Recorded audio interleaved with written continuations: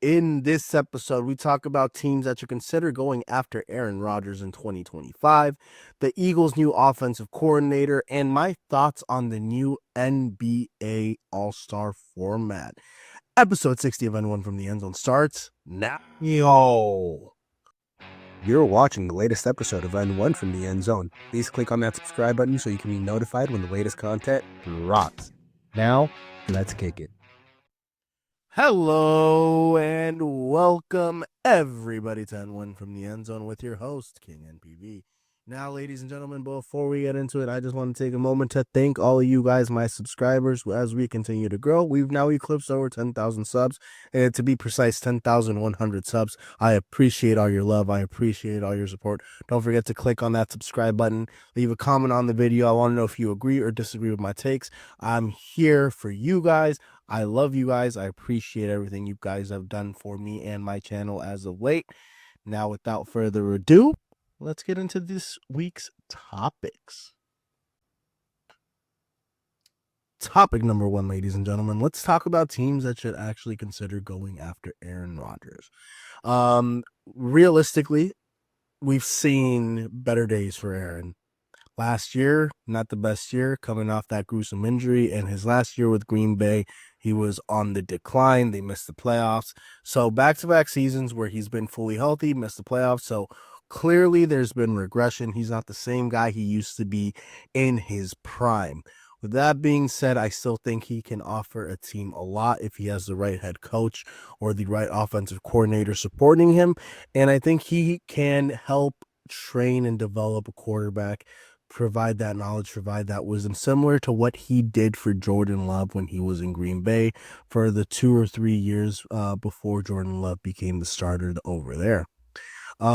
Without further ado, let's actually just get into the first team that I think he should get into. Team number one would be the New York Giants.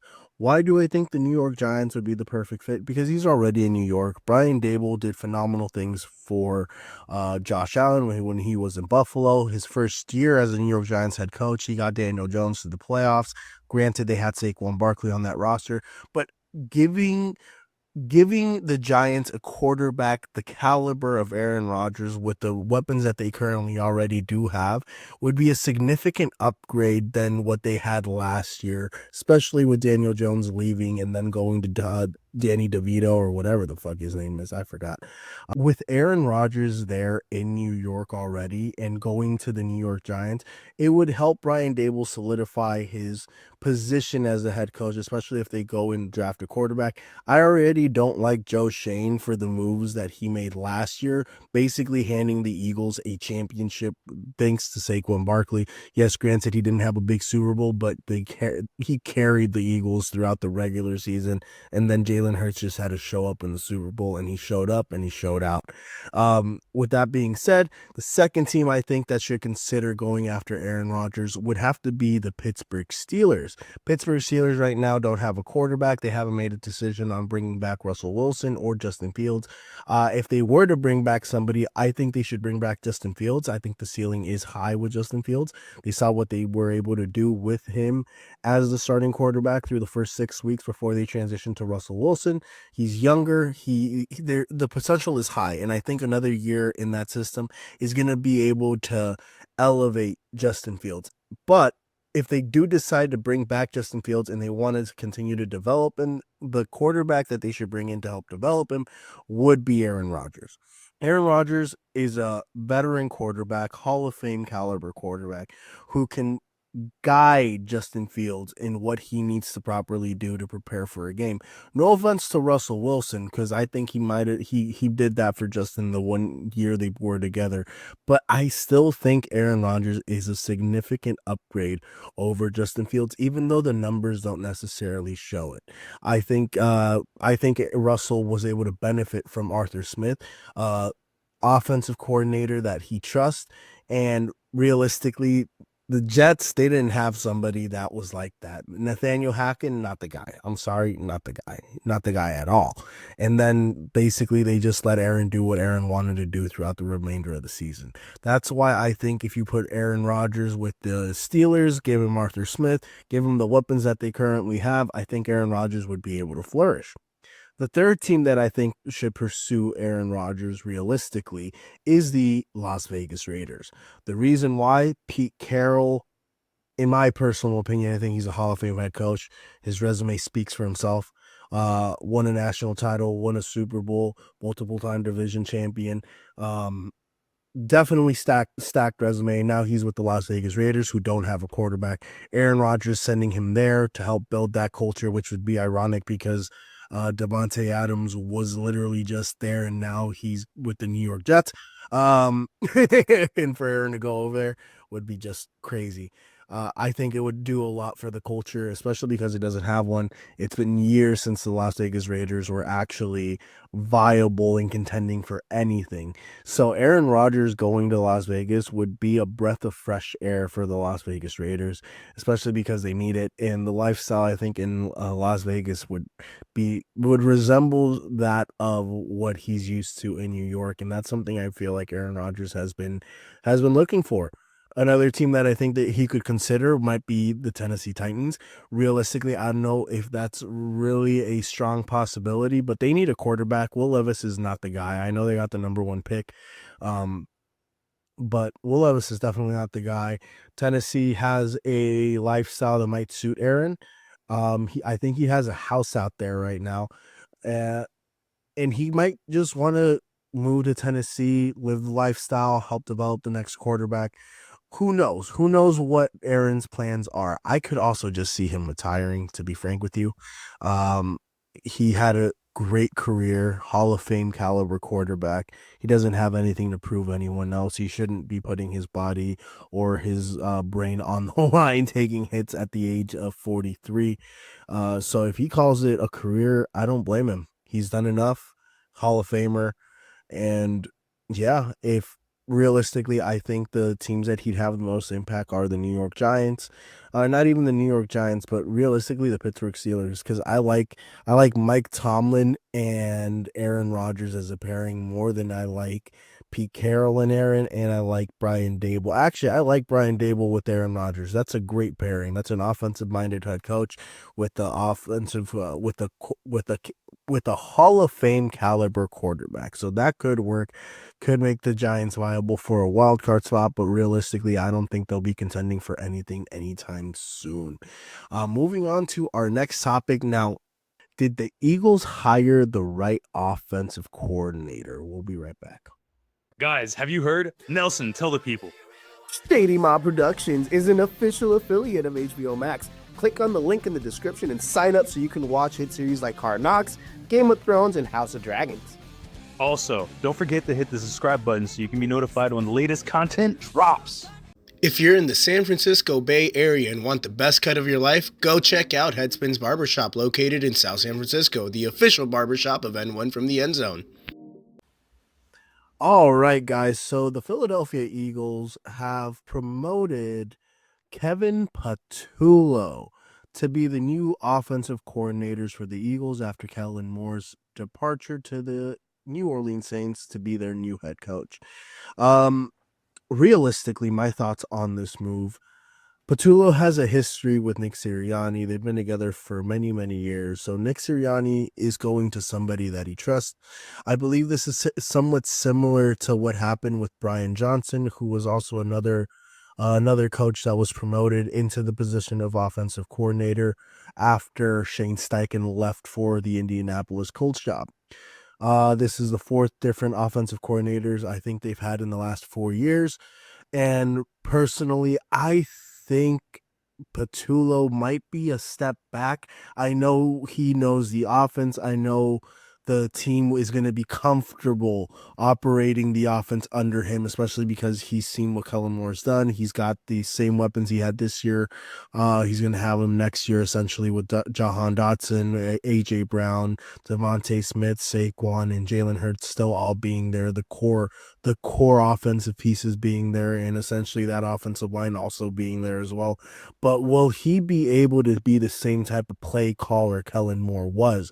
That's the question. Last time they had a great offensive play caller in Shane Steichen, and he went to the Indianapolis Colts.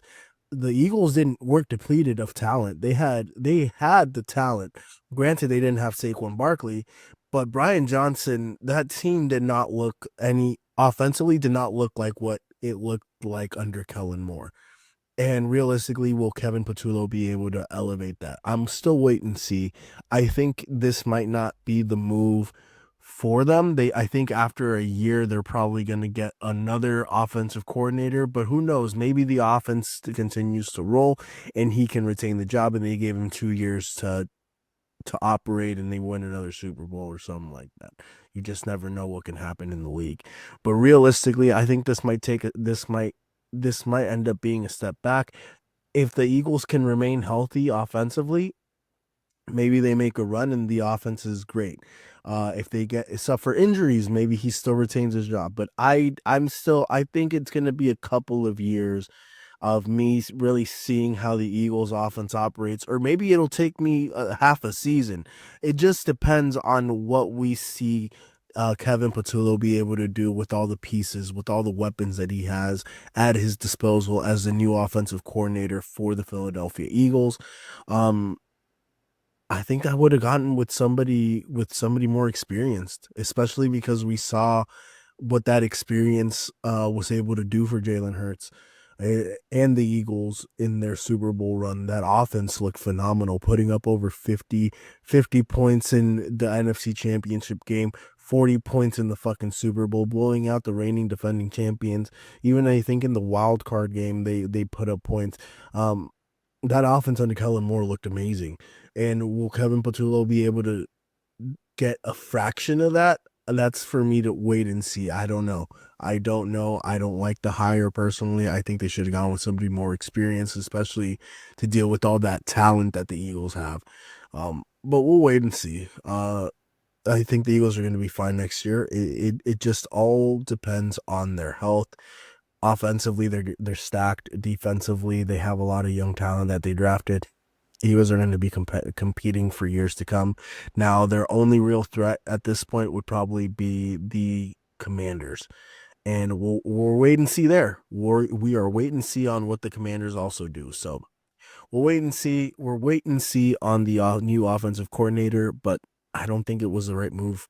I just don't think it was the right move. I've been proven wrong before. All right, guys. So let's talk about the new NBA All-Star format that they had. I think they broke it up into like 4 different teams this year. Uh, it was interesting. It was very interesting. I kind of liked it because I feel like it brought some competitiveness back into the All-Star game to an extent. But realistically, I'd rather just see at this point, because there's a lot of great international players, just doing Team USA versus the world. Because you would have Jokic, Jamal Murray, basically, Shea Gilgeous-Alexander, Giannis Antetokounmpo. Like you would have such a stacked world roster where it would be like legitimately the world versus USA. We could do the 10 best international players versus the 10 best American players for the NBA All-Star weekend, and I think that would just give a lot of sense of pride and just make the game a lot better. I think that's what the All-Star game needs. Steph won the All-Star MVP, which is great because the All-Star game was in San Francisco. Phenomenal. I love the court. The court looked amazing. Steph was on fire. If you go back and look at the highlights, like the last game is the reason why Steph won the MVP, because Shea played his ass off. Dame played his ass off. But the new format, I don't know, man. It brought some competitiveness to the game, but I just didn't like the rising stars facing the actual like all stars, and it just didn't. It just feels like it's missing stuff.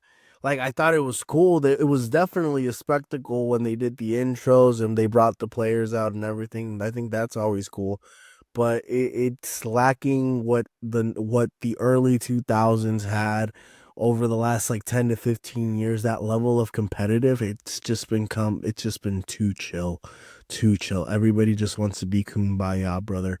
There's no real cutthroat. There's no real I'm gonna take you out. None of that. None of that. There's none of that at the moment.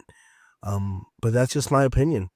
Guys, that wraps it up for this week's episode. It is literally a lull right now in the sports world. I might be doing a soccer episode here soon just because the Champions League is happening, and I know the CONCACAF Champions Cup is happening right now. Lionel Messi, I'm a big fan. Also the Champions League, my Gunners, Barcelona with Lamine Yamal. So I might be doing that here coming up soon. But yeah, right now it's a lull. Bear with me. I'm going to try to find topics that are very interesting that will drive you guys to come back. So with that being said, guys, please subscribe, like, comment on the video, share this with your friends, families, and partners. Don't forget that desire is power. If you desire to be great, you have the power to be great. Remember, I appreciate all of you for being a part of Everyone from the End Zone. Don't forget to join our Discord channel so you can be aware whenever all the latest content drops. I appreciate you guys. Stay tuned for more. See you next time. Guys, have you heard? Shady Mob Productions is an official affiliate of HBO Max. Click on the link in the description and sign up so you can watch hit series like Hard Knocks, Game of Thrones, and House of Dragons. Also, don't forget to hit that subscribe button so you can be notified when the latest content drops. Guys, you're watching a Shady Mob production. Make sure to follow the Shady Mob podcast where we break down all the latest content and talk about life. Please make sure to share, like, comment, and subscribe so you can be notified when the latest content drops.